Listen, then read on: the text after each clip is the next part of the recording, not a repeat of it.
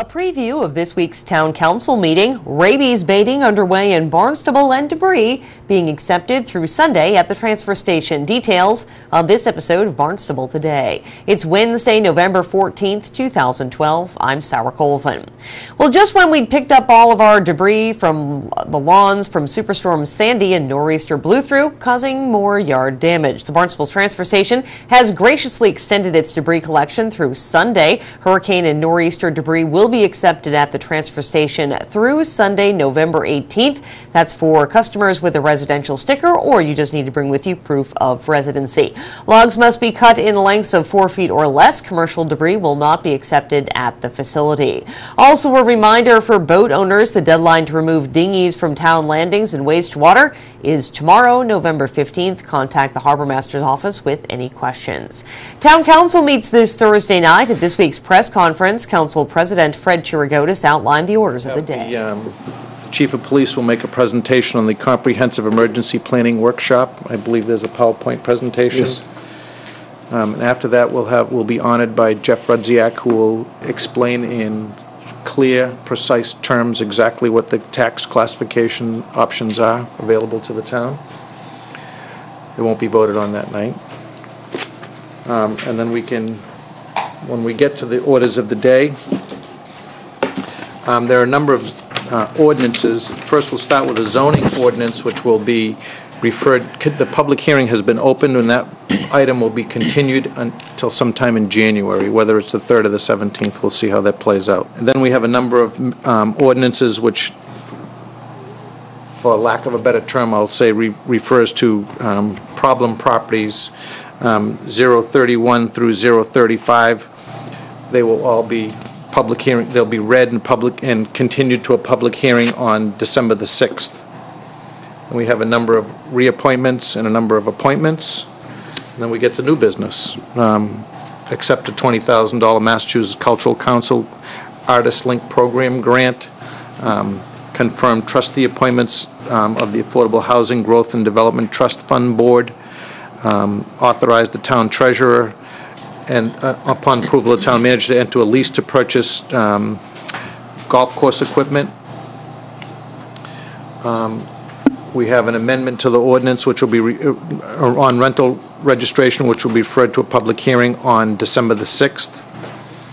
We have approval of the appointment of the town council administrative assistant, Cynthia Lovell. We have approval of the fiscal 2013 snow and ice overdraft order.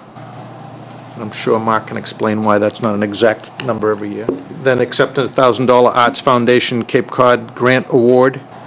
And then we have a number of grant assurances, the authorization for the council president to sign grant assurances on behalf of that have been granted to the Barnstable Municipal Airport. And that really should be a full evening. Finance Director Mark Milne fills us a bit more in on the tax classification workshop being presented before the council this week. Every year we're required by law to bring forward to the council 3 items which will determine how the tax levy will be distributed amongst and between each different type of class of property. The choices that will be made by the council will not affect the overall amount of the tax levy.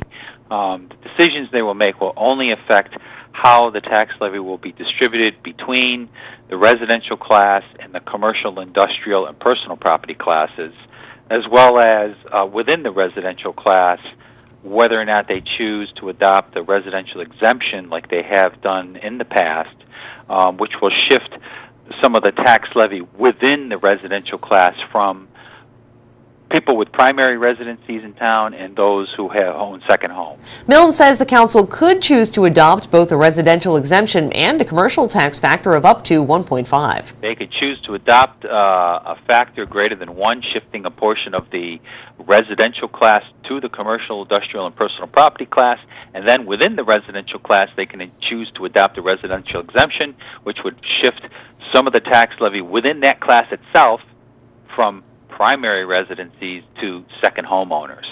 So it is a two. If both options, obviously the best option for somebody who owns whose principal residence is in Barnstable would be for the council to adopt a tax policy that shifts or adopts both of those items.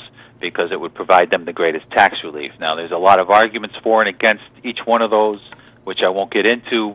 Those are you'll hear those at the council meeting from various interested citizens. So that's what the meeting is for. That's why we have to do it every year. It's a requirement by law, so you can do both. But Milne says the council has voted the same way for the past 6 years for a residential exemption of 20% and a factor of 1. The council has adopted a residential exemption of 20% since 2006. So this will be going into our 7th year with a residential exemption if they were to approve it again.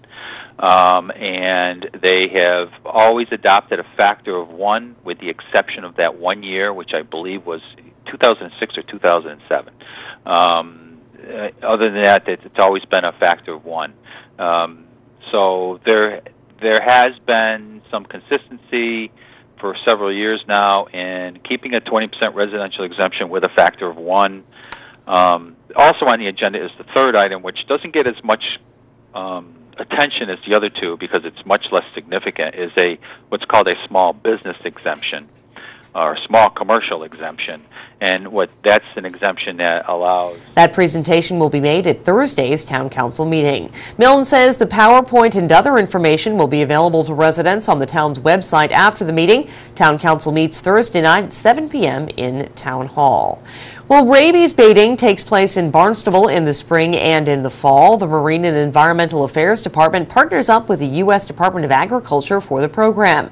Animal Control Officer Charlie Lewis says the fall round of baiting was recently completed. Since the early 90s, we've had an oral bait program here on Cape Cod. The zones have shifted according to the amount of rabies cases reported. And fortunately, throughout the lower Cape, it has been no positive cases for a number of years. So we've been able to move the zone back into Barnstable, and we do it in the spring and fall as long as funding is in place with the conjunction with the Department of Agriculture, the U.S. Department.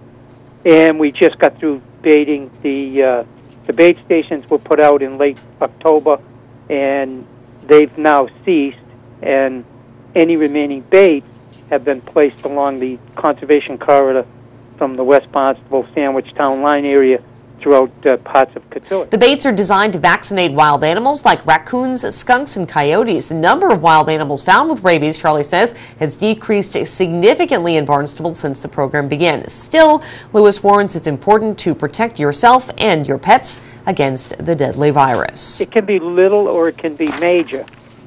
If you have a dog, for instance, that comes in contact with a sick or injured wildlife, if you take and you wash your hands properly right afterwards, and you only want to do that because if you have a scratch on your hand or a cut, that's how you can get a transmission. It's the saliva. So you don't necessarily have to be bitten by the animal. You can just get the saliva. And usually it comes through either a bite or through a cut. So if you wash your hands, you diminish everything right away. And then, of course, having the animal available for testing gives us the opportunity to know whether or not post-exposure shots may be necessary after the fact.